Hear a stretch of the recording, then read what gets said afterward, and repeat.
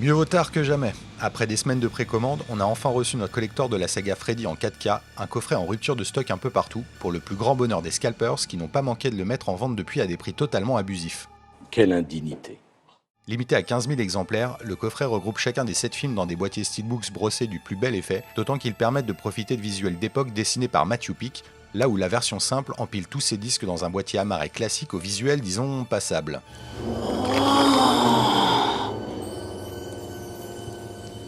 C'est de toute beauté. D'un point de vue de l'image et du son, les disques Ultra HD permettent de découvrir de nouveaux transferts remasterisés à partir des négatifs originaux qui apportent une plus-value notable par rapport aux Blu-ray précédemment sortis, notamment sur le plan des couleurs et de la gestion du grain de films tournés en 35 mm.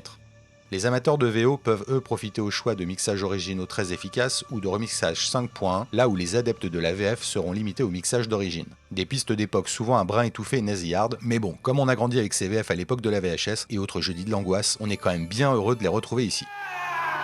Ça y est, ça recommence. Papa! J'ai des emmerdes. Je crois que t'as fait des cauchemars, c'est tout. Au secours! Tu peux gueuler, il n'entend rien. Il y a quelque chose en moi.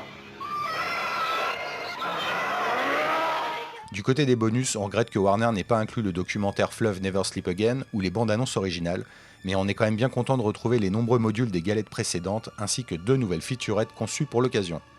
On soulignera aussi la pingrerie de l'éditeur qui n'a inclus qu'une seule paire de lunettes 3D pour la fin de Freddy, là où les coffrets collector précédents en proposaient au moins 2, sans parler du fait que les Blu-ray inclus ici sont privés des remasters 4K puisqu'ils contiennent les mêmes transferts déjà vus précédemment.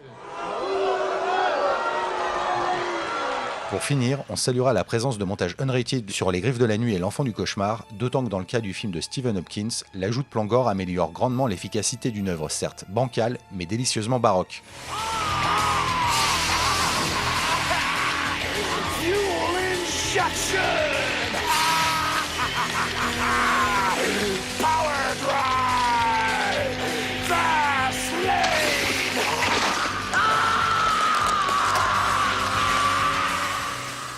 Bilan plutôt positif donc pour cette intégrale qu'on vous recommande chaudement, même s'il ne sera pas forcément aisé de mettre la main dessus à un prix décent.